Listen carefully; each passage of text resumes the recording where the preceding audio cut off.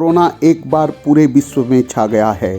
चीन में तो हाहाकार मचा हुआ है, हज़ारों डेथ हो रही है, बाज़ार खाली हो गए हैं, लगभग 80 लाख लोग प्रभावित हो चुके हैं और ऐसा कहा जा रहा है फरवरी तक पूरा चाइना प्रभावित हो जाएगा।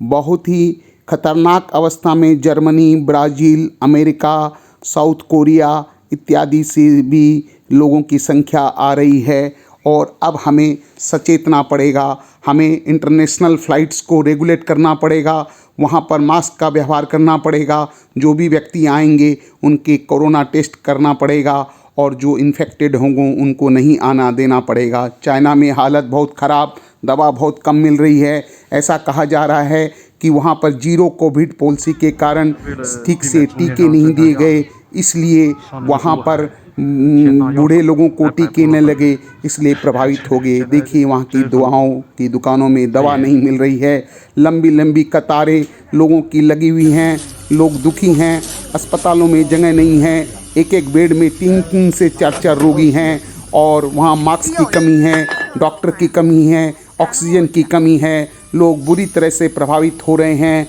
और सेवा नहीं पा रहे हैं, क्योंकि एक बार में ही खोल देने से 7 दिसंबर के बाद हज़ारों की संख्या में वहाँ लोग प्रभावित हो गए हैं। इतनी बुरी अवस्था है कि लोगों को अपने घरों में अपने परिजनों को इस तरह से सलाइन देकर इलाज करना पड़ रहा है, अपने ही खुद देखना पड़ रहा है, क्योंकि डॉक्टर्स नहीं हैं, एम्बुलेंसेज नहीं हैं और अस्पतालों में जगह नहीं है। इसलिए हालत बहुत दर्दनाक है, जैसा कि भारत में हुआ।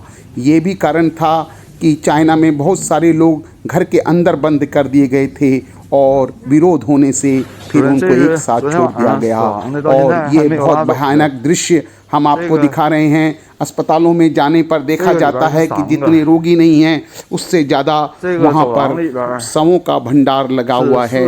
मुर्दे ही मुर्दे आपको चारों ओर प्रियजनों की लाश इस तरह से बिछी हुई दिखेगी, जो कि चेहरे को और दिल को बहुत ही दुख और दर्द देता है, आंखों में आंसू ला देता है। इतनी भारी संख्या में वहाँ प्रकोप आया है कि लाशों का अंबार लग गया है।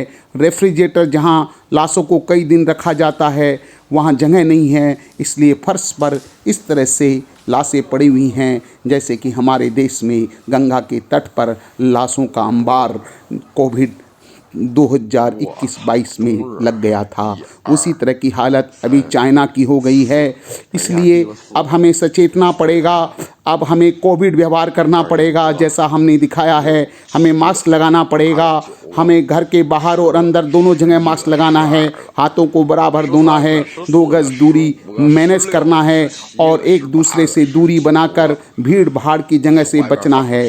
और इसके साथ साथ हमें ये भी सुनिश्चित करना पड़ेगा कि हम टीके लगवाएं। क्रेमाटोरियम हर समय उनकी चिमनियाँ धुएं निकाल रही हैं, 24 घंटे चलने के बाद भी लाशों का ढेर कम नहीं हो रहा है। ये ओमिक्रॉन का B5 वैरायटी है और B5 में भी 0.7 नामक एक वेरिएंट है जो कि खतरनाक है, जैसा कि एक्सपर्ट बता डरने की बात नहीं है।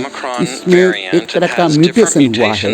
ओमिक्रॉन का B5 का ये 7वां वेरिएशन है और इसके अंदर ये वेरिएशन होने से ये काफ़ी संक्रामक हो गया है, जैसा कि बताया गया है, जिससे ये बहुत जल्दी इन्फेक्शन करता है मगर हमारे अपर रेस्पिरेटरी ट्रैक्ट को करता है, नीचे के नहीं करता। इसलिए भयंकर निमोनिया नहीं होता, सर्दी जुकाम बुखार छोटे मोटे लक्षण नहीं होते हैं जो कि स्वतः समाप्त हो जाते हैं, मगर फैलता बहुत तेजी से है, जैसा कि एक्सपर्ट बता रहे हैं।